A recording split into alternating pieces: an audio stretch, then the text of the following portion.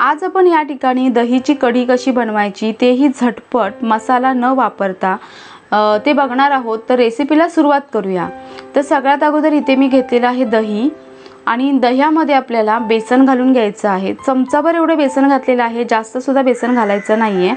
त्यासोबत यामध्ये पाणी घालून ह्याला व्यवस्थित मिक्स करून घेऊया। हे जे बेसन आहे या बेसनच्या बेसन पूर्णपणे मिक्स झालं पाहिजे दह्यामध्ये, याच्या गुठळ्या राहिल्या नाही पाहिजेत। तर अशा प्रकारे व्यवस्थित ह्याला मिक्स करून घ्यायचं। याच्या ठिकाणी तुम्ही जर मिक्सरमध्ये जरी हे वाटून घेतलात ना तरीही चालेल।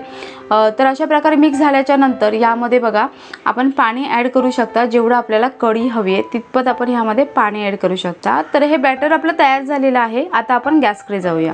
तर या ठिकाणी तेल गरम झालेलं आहे। तेलामध्ये आता राई घालून घेऊया, कढीपत्ता घालायचा आहे। त्यासोबत या ठिकाणी मी आलं, लसूण आणि हिरवी मिरचीचा ठेचा घेतलेला आहे, हा घालून घ्यायचा। आता या ठिकाणी थोडीशी मेथी घेतलेली आहे, थोडीशी मेथीचे दाणे घालून घ्यायचे आहेत आणि ही जी फोडणी आहे ही आपल्याला थोड्या वेळासाठी परतवून घ्यायची आहे। 10-12 सेकंदासाठी आपण हिला परतवून घेऊया। हा जो लसूण आहे हा थोडाफार ब्राऊन झाला पाहिजे इतपत आपण ह्याला परतवून घेणार आहोत।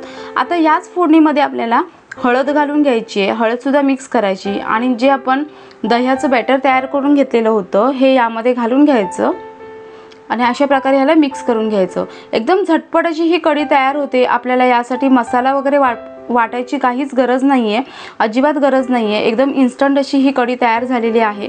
यामध्ये आपण पाणी ॲड करूया जेवढं आपल्याला कढी हवी आहे। ही कढी आहे ही जास्त पातळ सुद्धा होणार नाहीये, कारण आपण यामध्ये बेसन घातलेलं आहे आणि बेसन घातल्यामुळे काय होतं, ही जी कढी आहे थोडीशी घट्ट होते।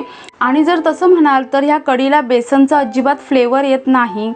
तर अशा प्रकारे बघा एक झटपट अशी ही कढी बनून तयार होते। तर इथे मी कढीला उकळी येऊ दिलेली आहे आणि एक उकळ आल्याच्या नंतर गॅस स्लो करायचा। यामध्ये चवीपुरता मीठ घालायचं आहे। त्यासोबत यामध्ये मी चमचाभर साखर सुद्धा घातलेली आहे, कारण आपण यामध्ये दही वापरलेलं आहे। दहीची जी चव असते ही बॅलन्स होण्यासाठी आपण यामध्ये थोडीशी साखर घालून घ्यायची। तर इथे बघा ही कढी मस्त अशी तयार झालेली आहे। तर अशा प्रकारे ही कढी तुम्ही नक्की करून बघा। व्हिडिओ कसा वाटला मला नक्की कमेंट करून सांगा आणि व्हिडिओ आवडला तर प्रेक्षास फूड कॉर्नर चॅनलला नक्की सबस्क्राईब करा। सगळ्यात शेवटी बघा यामध्ये वरून कोथिंबीर घालून घ्यायची आहे। तर अशा प्रकारे आपली ही इन्स्टंट दही कढी तयार झालेली आहे।